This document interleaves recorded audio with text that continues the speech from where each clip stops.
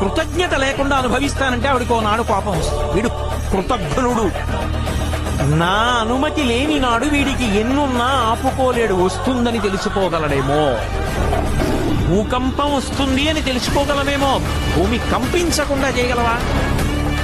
తుఫాన్ వస్తుందని తెలుసుకోగలమేమో, తుఫాన్ రాకుండా చేయగలవా? గాలి గంటకి 120 కిలోమీటర్ల వేగంతో వీస్తుందని తెలుసుకోగలమేమో, దీపపు స్తంభం ఒరగకుండా చూసుకోగలవా?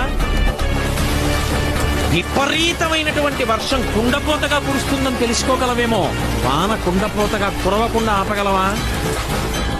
ఆపగలిగిన తల్లి ఒక తుంది, ఆమె కారుణ్యమూర్తి. ఆమె పట్ల కృతజ్ఞతతో ఉంటే చాలా, ఆవిడ ఉందని తెలిసి నమస్కరిస్తే చాలు. అందుకు ఈ దేశంలో అమ్మవారిని ఆరాధించడం వచ్చింది.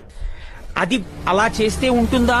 అది మూర్ఖత్వం కాదు, అది ఋషివాక్యం ఉన్నదటువంటి ఆదిశక్తి ఒకరు. కాబట్టి ఇప్పుడు సమస్త భోగములు ఇందులో ఉన్నాయి. బతుకు నుండి ఐశ్వర్యము నిలబడ్డం వరకు ఈమె యందే ఉన్నాయి.